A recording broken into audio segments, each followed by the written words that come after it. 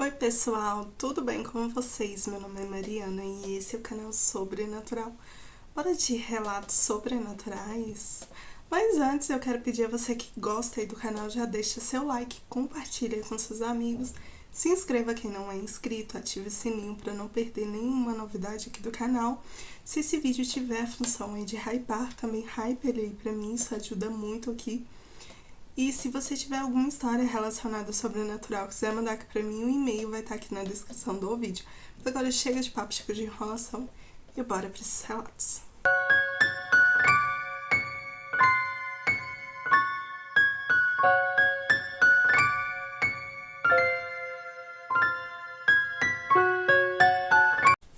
E o primeiro relato é esse aqui. A coisa atrás da igreja. Oi Mariana, tudo bem? Esse relato aconteceu comigo em 2020. Eu morava em Santa Catarina, numa cidadezinha cheia de lendas de imigrantes alemães. A gente sempre ouvia falar de uma igreja abandonada no meio do mato, construída por colonos no século XIX. Um dia, eu e dois amigos fomos lá à noite, levando lanternas. A igreja era pequena, toda de pedra escura, com telhado desabando, pois estava abandonada há muito tempo no meio daquele mato.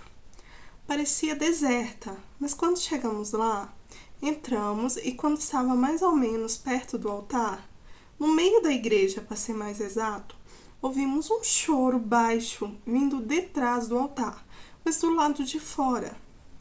Os meus dois amigos ficaram com medo e quiseram voltar, mas eu fui conferir.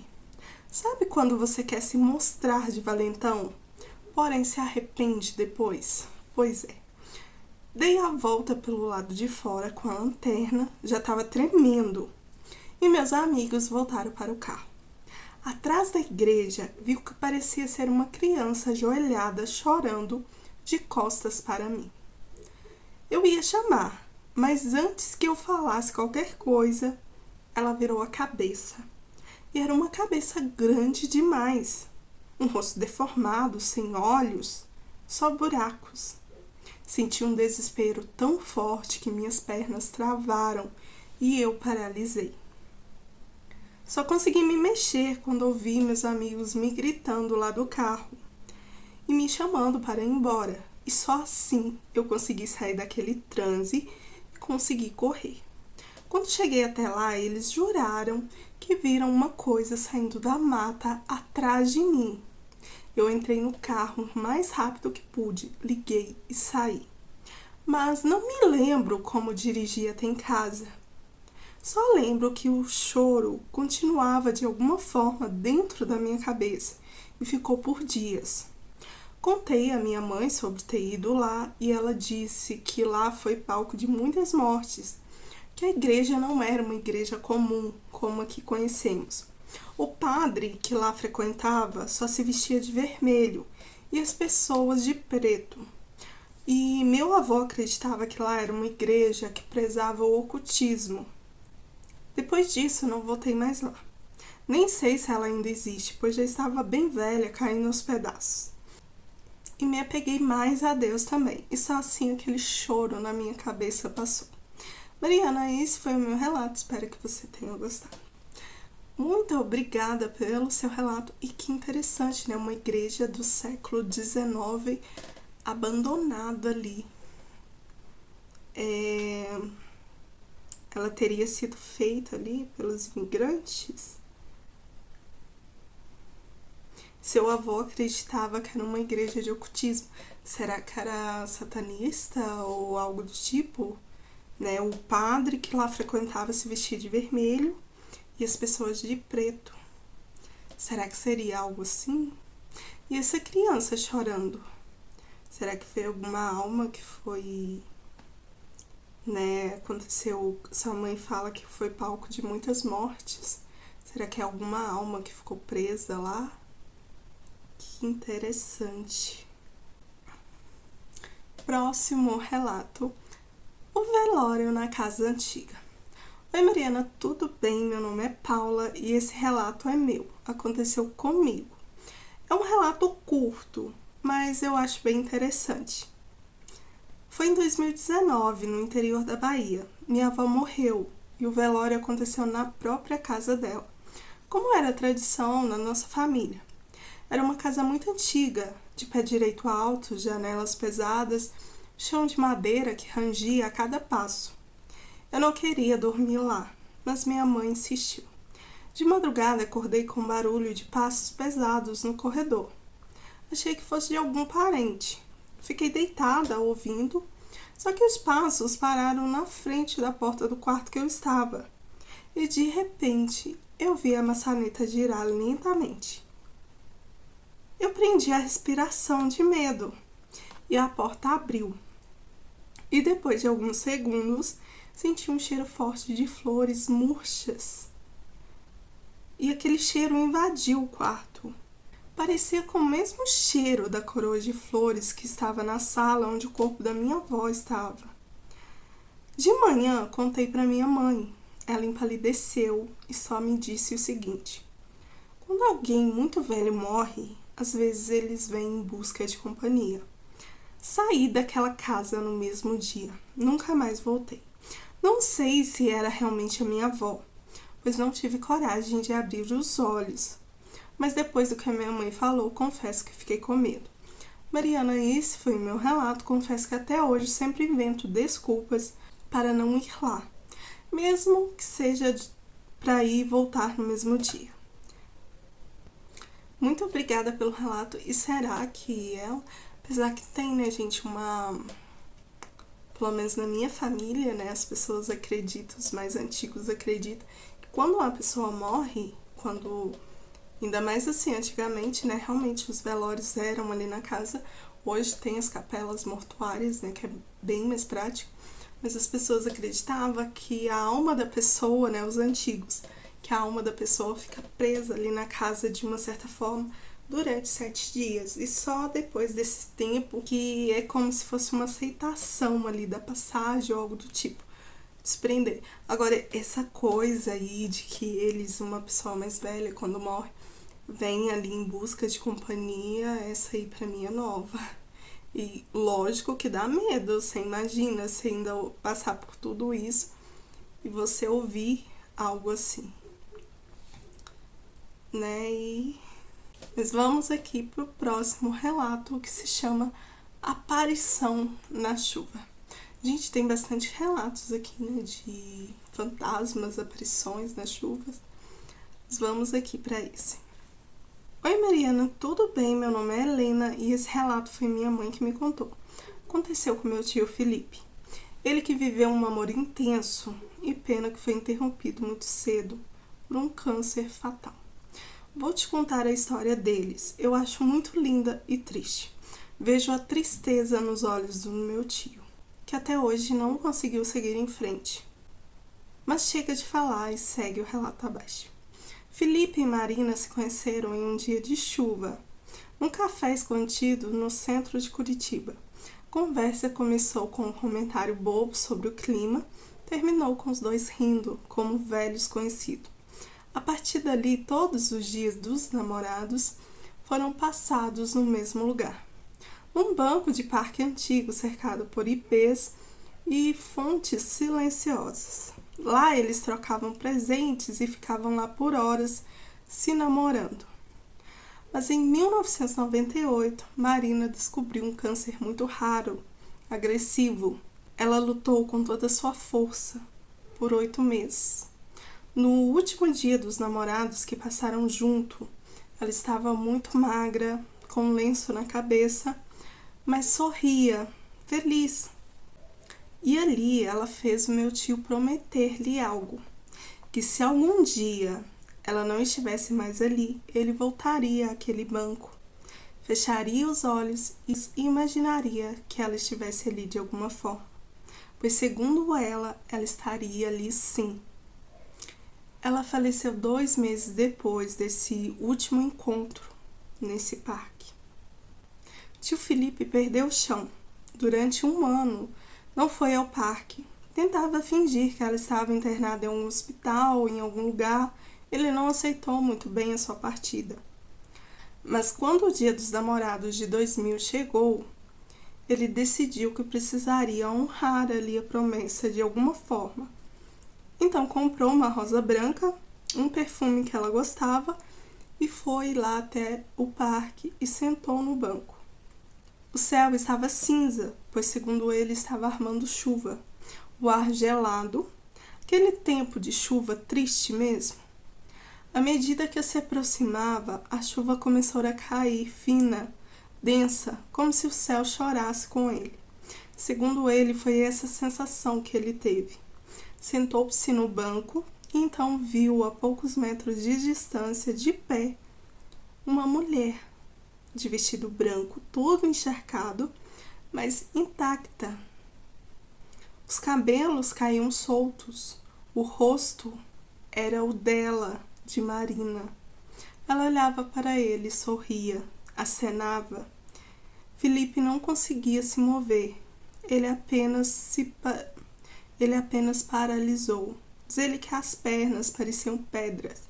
Ele quis chamar, mas a voz não saía. Quis correr, mas sabia que não era para correr. Era apenas para ver.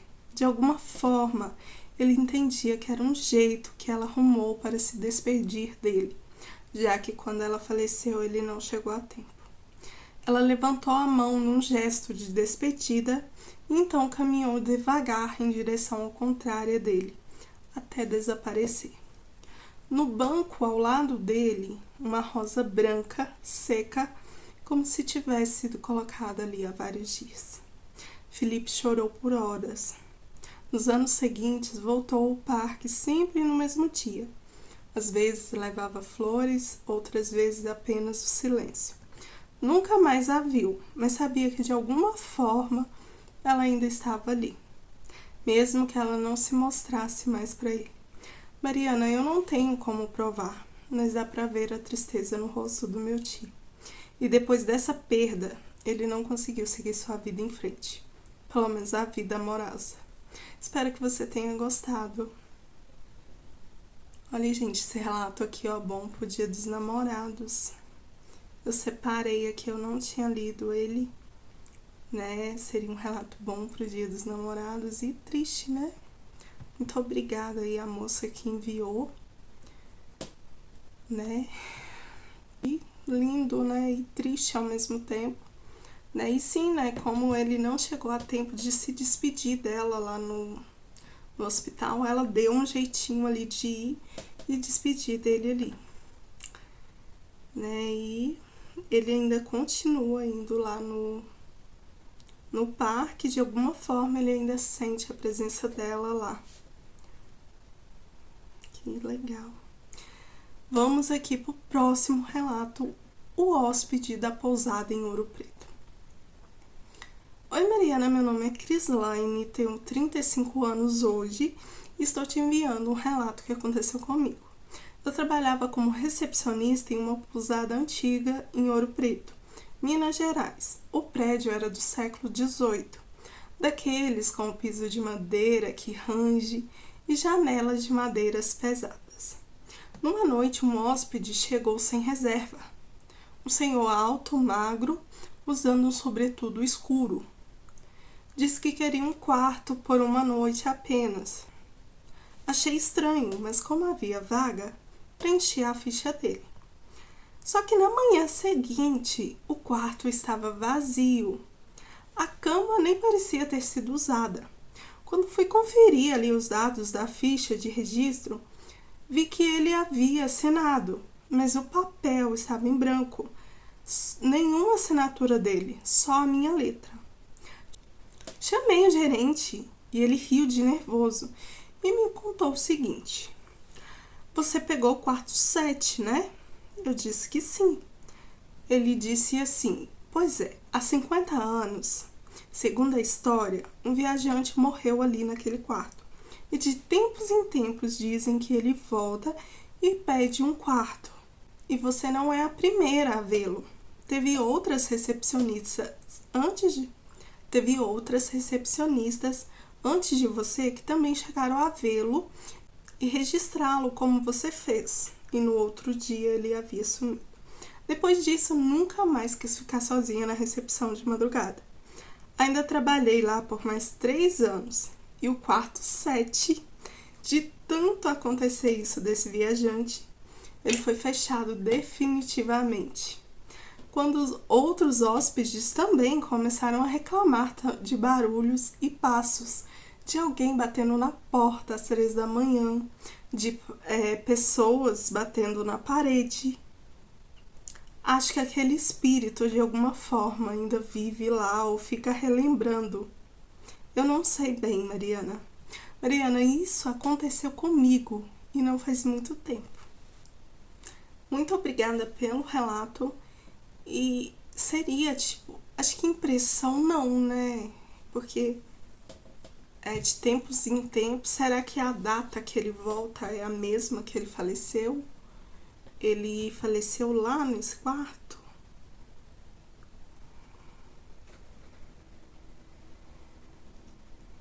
Ele morreu ali nos anos 50.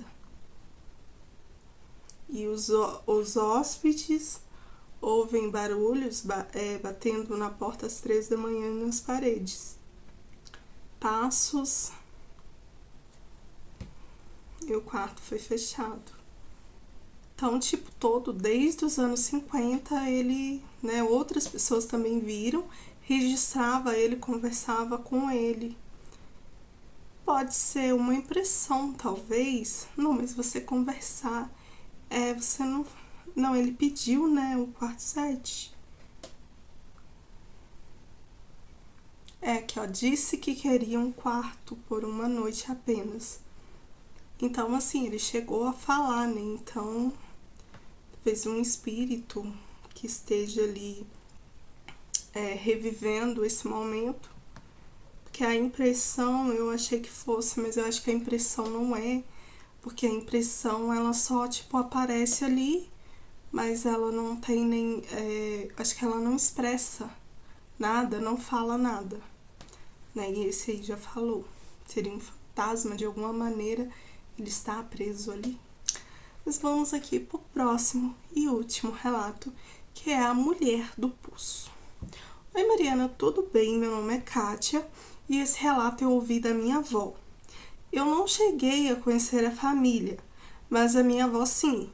Me lembrei dele quando ouvi um relato aqui em seu canal que falava sobre um menino que caiu no poço e pedi para minha avó me contar novamente a história para escrevê-la aqui para você. Os nomes eu troquei, pois mesmo que não conhecia a família, prefiro não identificar ninguém aqui. Segue então o relato abaixo. Segundo a minha avó, era uma família simples, os Oliveiras. Moravam na zona rural de São Tomé das Letras, onde minha avó mora até hoje. Eles moravam em uma casa de alvenaria com telhado velho e quintal bem grande, onde havia um poço desativado coberto por uma tampa de madeira. A filha mais nova, Beatriz, tinha 11 anos quando as coisas começaram. No início foi uma mudança sutil. A menina estava cada vez mais quieta, não queria mais sair para brincar, começava a falar e logo parava, como se tivesse esquecido como se falasse. Os pais achavam que era tristeza ou alguma coisa da idade, mas o silêncio virou outra coisa. Começaram a encontrar a menina parada diante do poço, olhando fixo e imóvel. Quando perguntavam o que ela fazia ali, ela simplesmente respondia: "A mulher me chama. Ela mora lá no fundo e ela quer que eu vá com ela." A primeira vez que eles ouviram isso, pensaram que fosse imaginação. Depois os pesadelos também começaram. Beatriz gritava à noite, chorando, dizendo que estava presa do lado de dentro do poço. E logo em seguida, um cheiro também começou. Um cheiro podre, de carne estragada e enxofre, que vinha do quarto dela, mesmo com as janelas tudo abertas, e não tinha nada morto, nem dentro do quarto, nem perto ali da janela. A avó dela, a dona Noêmia, dizia que aquilo era coisa do demo, que o poço nunca devia ter sido deixado aberto.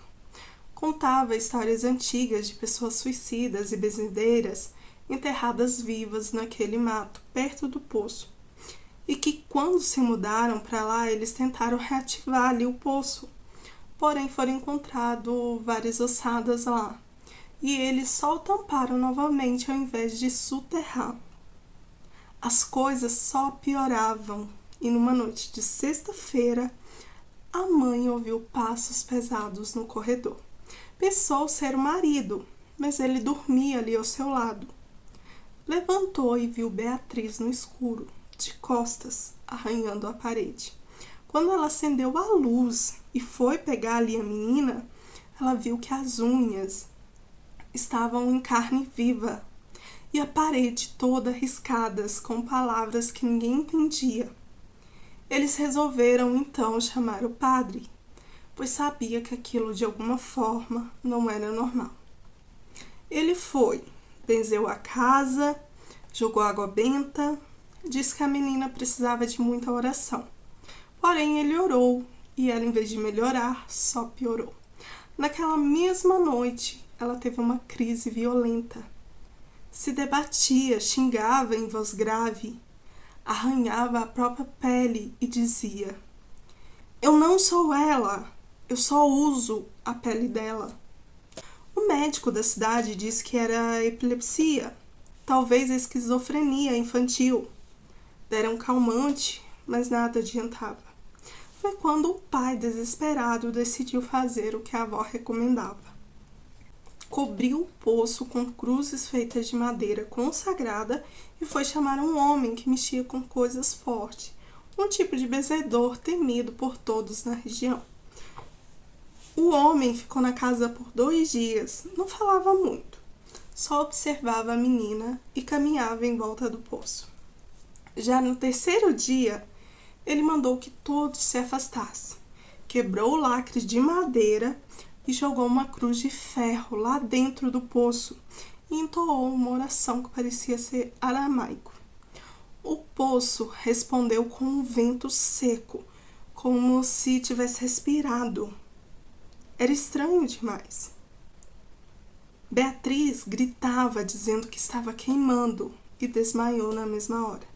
Quando acordou, não se lembrava de mais nada. Nenhuma memória das semanas anteriores. Estava fraca, mas com a voz limpa. Os pais choraram muito e agradeceram o homem. Ele se despediu sem aceitar pagamento algum. Mas a história não termina aí. 2 anos depois, quando reformaram a casa, tentaram cimentar o poço de vez. Quebraram a tampa e dentro encontraram marcas de unhas por dentro das pedras. Marcas de unhas por dentro das pedras? Como se alguém tivesse tentado subir por ali. E também tinha uma boneca velha com o rosto virado ao contrário. E depois desse acontecido, eles se mudaram de lá. Ninguém nunca soube explicar o que aquela boneca fazia lá, nem aquelas marcas de unha. Mariana, esse foi o relato que minha avó me contou.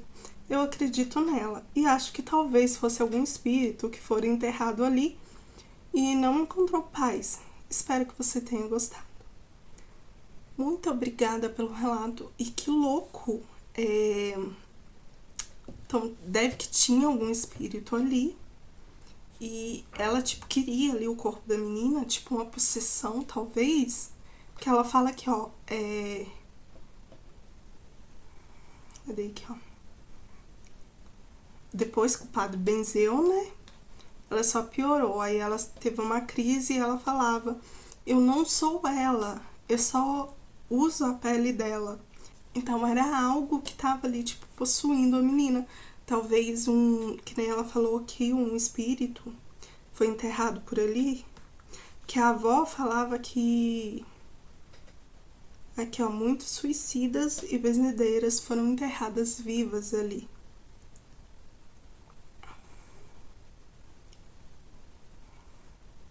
E essa boneca com o pescoço, o rosto virado, seria o corpo pra frente ou o rosto pra trás? Né? Será que tem também alguma coisa a ver? Alguém jogou algo ali pra menina? Que Que interessante.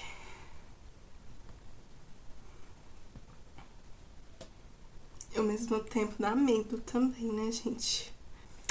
Mas é isso, gente. Hoje foi uma coletânea mais curta, não é muito grande. Mas eu espero que vocês tenham gostado. Se gostou, deixa aí seu like. Compartilhe com seus amigos. Se esse vídeo tiver a função de hypar, hype ele aí pra mim. Se tiver algum relato sobrenatural, quiser mandar aqui no canal, o e-mail tá aqui na descrição desse vídeo. E eu vou ficando por aqui. Até o próximo vídeo. Fui!